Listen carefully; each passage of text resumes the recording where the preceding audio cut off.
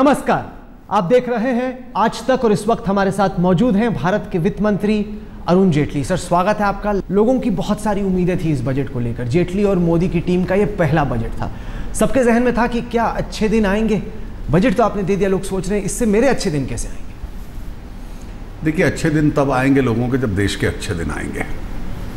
UPA सरकार खराब हालत में अर्थव्यवस्था को छोड़ के गई है। अपनी पीठ थपथपाते हैं लेकिन अर्थव्यवस्था को खराब किया है। अर्थव्यवस्था से लोगों का विश्वास उठा, उसकी विश्वसनीयता में विश्वास टूटा, हमारी टैक्सेशन पॉलिसी के प्रति विश्वास टूटा, लोगों ने निवेश करना बंद कर दिया, स्थानीय निवेशक विदेशों में भागने लग पड़े, आम आदमी के ऊपर बोझ का बोझ रहा, मैन्युफैक्चरिंग सेक्टर की जो विकास था वो एकदम फ्लैट हो गया, सरकारी रेवेन्यूज कम हो गए। इस परिस्थिति में 45 दिनों में इस देश को इस परिस्थिति से बाहर निकालना था। हमारे पास कोई दूसरा रास्ता नहीं था। ये तो आरंभ है इस यात्रा का, ये अंत नहीं है। और इस आरंभ को हमने शुरू किया, इसके पीछे हमारा उद्देश्य ये था कि जब आरंभ को शुरू किया तो अपने टैक्सेशन पॉलिसी की स्थिरता को बनाए, निवेश के लिए अपना दरवाजा खोले, कुछ क्षेत्रों में सरकार की नीतियों की स्पष्टता बनाए, हमारे उद्योगों में पैसा लगे, उद्योग खड़े हों। हाई टैक्सेशन से उद्योग नहीं बढ़ते, आप कंपेटिटिव टैक्स रेजीम दो, इंफ्रास्ट्रक्चर, समाज के अन्य वर्गों की चिंता करना, इन सब दिशाओं में हमने यात्रा आरंभ की। मुझे खुशी है इस बात की कि ये जो यात्रा आरंभ की है इसकी शुरुआत अच्छी रही। और हम सब में चाहते थे कि आम आदमी पे बोझ ना पड़े। बोझ इसलिए ना पड़े कि उसको अगर टैक्सेस हम बहुत बढ़ा देंगे तो उस बेचारे की क्या परिस्थिति होगी। तो हमने वो टैक्स रेजीम भी स्थिर की, छोटे करदाताओं को थोड़ा लाभ मिलता रहे, ये भी हमने प्रयास किया।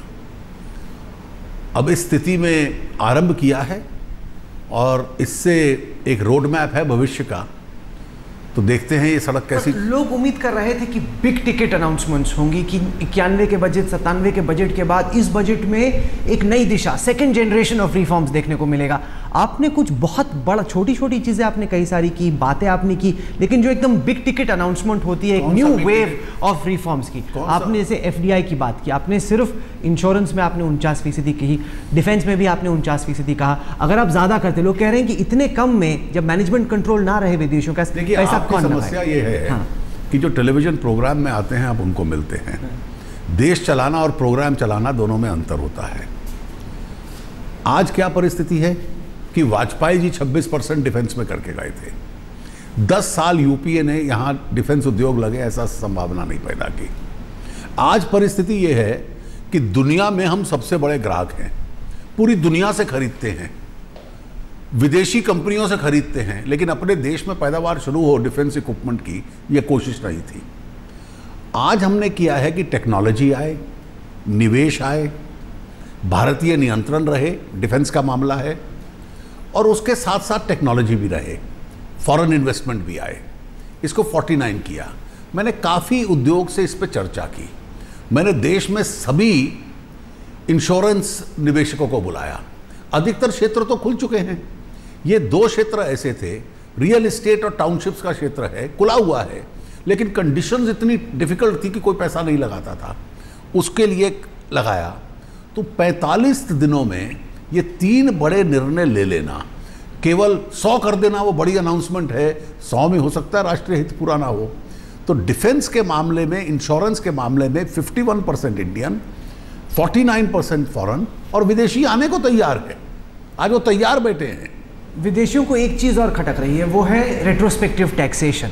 आपके पास मौका था ये कहने का कि ये टैक्स टेररिज्म हमें मंजूर नहीं, हम चाहते हैं कि विदेशी निवेश आए, उससे नौकरियां आएंगी। आपने रेट्रोस्पेक्टिव टैक्सेशन को पूरा खत्म क्यों नहीं किया, खारिज क्यों नहीं किया? देखिए, मेरी भाषा है, राहुल कर्मल की भाषा उनकी भाषा है। हमने टैक्स स्टेबिलिटी के लिए कम से कम 5-6 चीज़ें की। संसद को अधिकार है रेट्रोस्पेक्टिव लॉ बनाने का, वो हम स्वीकार करते हैं। लेकिन क्या ये सरकार आगे से नई जिम्मेवारी तय करने के लिए रेट्रोस्पेक्टिव लॉ बनाएगी? नहीं। नए नोटिस देगी, असेसिंग ऑफिसर्स नहीं दे पाएंगे, सीबीडीटी ध्यान देगा उस विषय में। चौथा विषय, जो पुराने मुकदमे चल रहे हैं उसका क्या होगा?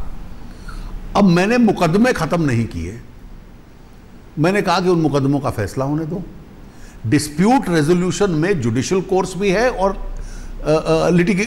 लेजिस्लेशन का कोर्स भी है। मैंने बाकी विषय अपनी नीति से तय कर दिए। एक विषय मैंने कहा कि जो कुछ केसेस में लिटिगेशन चल रहा है, let it see it's and, वो अपने आप में खत्म होगा। ये आवश्यक नहीं था कि लिटिगेशन को मैं इंटरवीन करके अपने आप में खत्म करवाऊं। पिछली सरकार ने निर्णय लिया था, हो सकता है गलत निर्णय लिया हो, लेकिन वो सरकार का निर्णय था, इसलिए उसके कॉन्सिक्वेंसेस जो हैं they can come out full stream. आपने कहा यूपीए सरकार बहुत फिजूल खर्ची कर रही है, सोशल स्पेंडिंग बढ़ रहा है, लेकिन वो सही से यूज नहीं हो रहा। आपने खर्चे कम करने की दिशा में तो ज्यादा कुछ अनाउंसमेंट किया नहीं, क्यों नहीं? क्या आप डर गए कि चुनाव है महाराष्ट्र के, हरियाणा के, दिल्ली के? ऐसा नहीं है। आप सोशल सेक्टर स्पेंडिंग इस देश में जरूरी है। इस देश में गरीब लोग भी बहुत अधिक मात्रा में हैं, सोशल सेक्टर स्पेंडिंग उन तक पहुंचती है, लेकिन उन योजनाओं का देश को लाभ भी हो।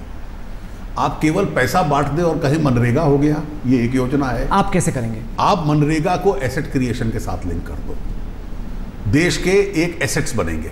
हमने आज अपने बजट में कहा कि एसेट क्रिएशन के साथ लिंक करेंगे। ये अंतर है उनमें और हम में। पर लोग कह रहे हैं कि ये तो सब चिदम्बरम भी कर रहे थे, वो भी कह रहे थे कि एसेट सही से यूज होना चाहिए, वो भी चाहते थे कि इंश्योरेंस 49% हो, नहीं कर पाए।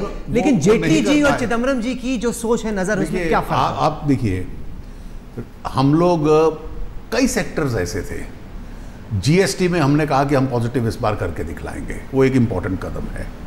रेट्रोस्पेक्टिव जो समस्या उन्होंने पैदा की थी, हमने उसको सेटिसाइड किया। पूरे देश के अंदर टैक्स एडमिनिस्ट्रेशन को सही करने के लिए एडवांस रूलिंग्स के मैकेनिज्म्स बनाना, ट्रांसफर प्राइसिंग की भयंकर करोड़ों अरबों रुपए की लिटिगेशन है, उसको समाप्त करने का प्रयास करना, ये 45 दिन में वर्कआउट करना था। एफडीआई के जो एरियाज जिसमें रुकावटें आई हुई थी उनको पूरा करना, दोनों का रोड मैप था। कुछ लोग अपनी रोड के ऊपर बैरियर्स क्रिएट कर रहे थे और हम उन बैरियर्स को हटा के आगे निकलने की कोशिश कर रहे हैं, ये बुनियादी अंतर है। जैसे रीट्स का मामला है, ये एक बहुत इंपॉर्टेंट एरिया है रियल एस्टेट की और स्मार्ट सिटीज़ वगैरह में अब इंटरवेंशन का। हम लोगों ने उसमें टैक्सेशन की एक रिबेट देने का प्रश्न था। चिदम्बरम साहब ने कहा रिबेट नहीं दी, 1 रुपया नहीं आया। हमने बोल्डली उसमें रिबेट दी। अब देखिए उसका स्वागत होगा बाजार के अंदर। टैक्स एडमिनिस्ट्रेशन को स्मूथन करना ये छोटा काम नहीं था इस देश में। अब इस देश में visa on arrival, electronic visa tourism को आगे बढ़ाएगा। ये एक बहुत सरल कदम है, इसमें बहुत पैसा नहीं लगता, लेकिन एक व्यवस्था बनाना और नीति बनाना उसका प्रश्न है। आपके आलोचकों ने सवाल पूछा कि जेटली जी मूर्ति बनाने पे 200 करोड़ रुपए खर्च करना चाहते हैं, लेकिन महिला की सुरक्षा पे केवल 150 करोड़। देखिए, जिसने पूछा उनको सरकार कैसे चलती है इसका आइडिया नहीं है। कई योजनाएं हैं, पहली भी सरकार चलाती थी, तो जो पहला वर्ष होता है उस योजना का, ये वर्ष कैसा है, 4 महीने निकल चुके हैं, 2/3 वर्ष बाकी है, 1/3 पूरी योजना बनाने में लगेगा। स्टेट्स बनाती हैं, उसको इंप्लीमेंट करेंगे, तो हम उसमें निवेश भी करेंगे तो बहुत ज़्यादा खर्चा इस साल नहीं हो पाएगा। मैंने कहा बंगाल में एम्स बनाइए, ममता जी ज़मीन लाएंगी, फिर वहाँ के नक्शे बनेंगे, कंस्ट्रक्शन शुरू होगी। इस साल तो 50 करोड़ भी नहीं खर्च हो सकता उसमें, अगले साल हो सकता है 100 करोड़ देना पड़े। तो इसलिए योजनाओं का जो पहला वर्ष होता है उसमें आप एक नॉमिनल अमाउंट देते हैं पूरी रिपोर्ट बनने के लिए और काम शुरू करने के लिए। लेकिन मैंने सुना कांग्रेस पार्टी के एक उपाध्यक्ष जी ने कहा कि 100 करोड़ में क्या होगा। अरे 100 करोड़ पहले वर्ष में होता है जब ये योजना बनती है, आने वाले वर्षों में वो एक्सपैंड होता है और उसमें और ग्रांट्स जाती हैं। हर योजना, अब रिवर इंटरलिंकिंग की योजना है, 100 करोड़ से क्या होगा, आपकी प्रोजेक्ट रिपोर्ट बनेगी। उसके बाद जब एक्चुअल कोई नदी का मामला आएगा, स्टेट क्या खर्चेगा, सेंटर क्या देगा, फिर ये उस विषय में जाएगा। जहां तक महिला सुरक्षा है, 2-3 स्कीम्स उस निर्भय फंड में से चल रही हैं उसमें एक योजना है कि क्या टेलीकॉम व्यवस्था के माध्यम से कोई महिला जो परेशानी में हो वो एक नंबर, सिंगल डिजिट नंबर घुमाए और उससे उसको लाभ मिल जाए। दूसरी ये है कि एक्सपेरिमेंटल बेसिस पे मेनका जी चाहती है कि सारे देश में होना चाहिए, लेकिन दिल्ली शहर में जितने ज़िले हैं और जितने हॉस्पिटल्स हैं, हर हॉस्पिटल में एक रिलीफ सेंटर सा बने कि कोई भी पीड़ित महिला, उसका साइकोलॉजिकल रिहैबिलिटेशन होना है तो वो उस सेंटर में जाकर भर्ती हो जाए। वहाँ महिला पुलिस भी होगी, वहाँ महिला स्टाफ भी होगा, और जब तक उस पर अत्याचार हुआ है और उसको हम स्टेबलाइज नहीं करते तो उस प्रोसेस के लिए तो ये एक पायलट प्रोजेक्ट दिल्ली के संदर्भ में लिया है। एक नॉमिनल खर्चा आएगा, सफल होगा तो मेनका जी ने कहा मैं पूरे देश में इसको एक्सपेरिमेंट को ट्राई करूंगी। गुड्स एंड सर्विसेज टैक्स का वायदा तो कई वित्त मंत्रियों ने किया है, कभी वो कामयाब नहीं हुआ, हर बार राज्यों से अड़चन आई। देखिए, मैंने एक महीने में 2 बार राज्यों के साथ सम्मेलन किए हैं, राज्यों के वित्त मंत्रियों को एक महीने में 2 बार मिला हूं, और मुझे विश्वास है कि डिफरेंसेस काफ़ी नैरो डाउन हो रहे हैं। 2 एरियाज पे अभी भी चिंता है, एक एरिया फिर मुझे विरासत में मिला है। कौन सा? 5 सालों से जो CST कॉम्पनसेशन देना था राज्यों को नहीं दिया, तो राज्य कहते हैं हम केंद्र पर विश्वास क्यों करें। अब लाइबिलिटी उस वक्त की थी, पैसा मैं लाऊंगा और आज मेरे पास है नहीं, इस वर्ष के अंत तक मैं उनको दूंगा। उसके बाद राज्य चाहते हैं कि 2 विषय GST से बाहर रखे जाएं। मैंने भी अपना मन बनाया है कि अगर सर्वसम्मति से राज्य कह रहे हैं तो मैं उनको ओवररूल नहीं करूंगा। अगर मैं आइडियल GST नहीं ला सकता तो मैं, there is a difference between ideal and good, so I am willing to settle for good and very good even if I can't get the idea. पर जनता वित्त मंत्री से जानना चाहती है कि महंगाई सर कैसे कम होगी? देखिए, महंगाई बहुत बड़ी शैतान है जो जनता को परेशान करेगी। का प्रत्यक्ष असर सप्लाई साइड के साथ है। एक महंगाई तो इंटरनेशनल फैक्टर्स, ऑयल वगैरह पे डिपेंड करती है। इस देश में जुलाई से लेकर नवंबर तक प्याज की कीमत 100 रुपए तक गई है कांग्रेस के हुकूमत में, 80 रुपए तक गई है। यहां 15 से बढ़कर 20-22 पे पहुंची और 25 तक हमने कंटेन कर लिया, और उसको रोकने के लिए 6-6 मीटिंगें हो रही हैं, पूरे देश के मंत्रियों के सम्मेलन हो रहे हैं।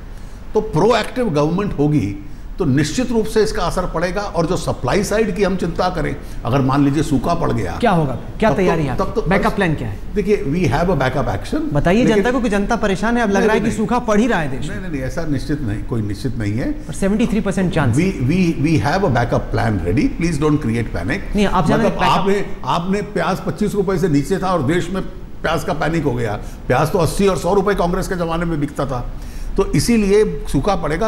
अगर बरसात जुलाई के अंत तक अच्छी होती है, अगस्त में अच्छी होती है, तो सूखे की संभावना कोई नहीं है, पैनिक करने का कोई कारण नहीं है, और हमारे पास काफ़ी व्यवस्था है खाद्यान्न की। पश्चिमी एशिया में भी लड़ाई चल रही है, वहाँ से भी चीज़ें महंगी हो रही हैं, तेल की कीमतें खासतौर से। देखिए, पिछले 1 सप्ताह में तेल की कीमतें मॉडरेट होनी शुरू हुई हैं, इसलिए फिर मैं कहूँगा $115 तक ब्रेंट गया था, आज $108-109 पे है। एक आखिरी सवाल पूछेंगे आपसे ख़त्म करने से पहले।